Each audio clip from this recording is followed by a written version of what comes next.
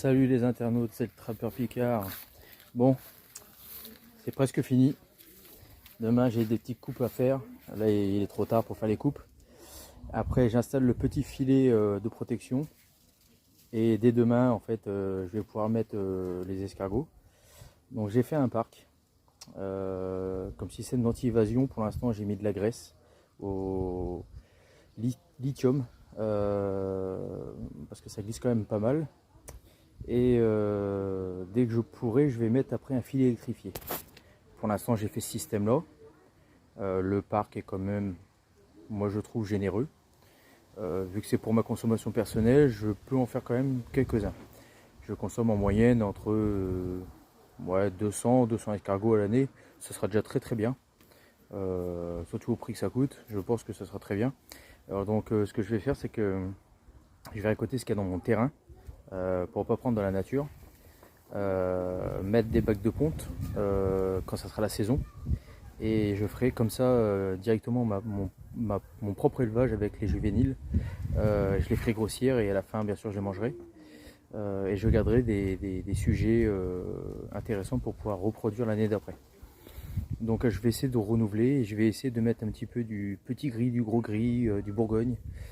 Je vais essayer de mettre plusieurs variétés, faire des tests. Je sais que le bourgogne faut 3 ans. Il y a d'autres variétés, donc je vais essayer.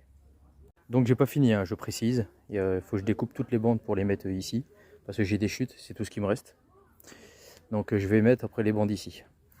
Donc là j'ai mis 2 gros blocs de parpaing en fait, avec le trou au milieu pour pouvoir donner à manger.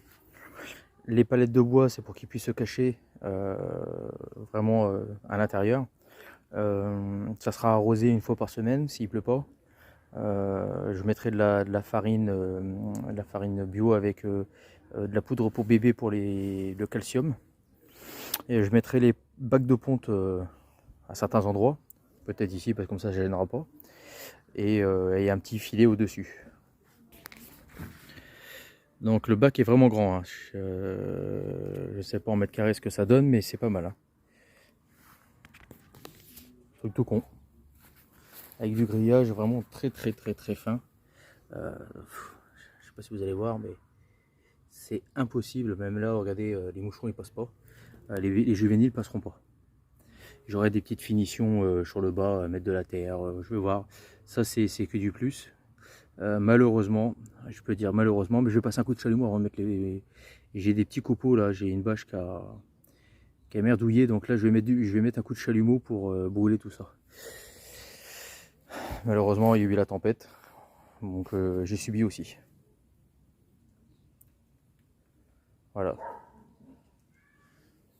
Donc tout ça devait être fait dans un autre terrain, mais bon, à mon avis ça va pas se faire. Donc je vais faire tous mes bacs d'élevage à la maison. Voilà. Donc c'est vraiment simple, hein, c'est vraiment bidon. Si je vois qu'il n'y a pas assez de cachettes, je remettrai ici. Mais je laisse vraiment le centre des cachettes. Et s'il faut, je mettrai un fil électrifié tout autour. Donc comme je vous dis, hein, pour moi, 150-200 escargots, c'est largement jouable. Et comme ça, après, on peut les stériliser. En tout cas, si vous voulez voir la suite et si vous voulez un peu suivre l'aventure, si après ça vous intéresse, n'hésitez pas à me faire un petit pouce, à vous abonner ou me laisser un petit commentaire. Et puis comme ça, moi je vous ferai le suivi de l'élevage. C'est un truc qui prend pas de place, franchement.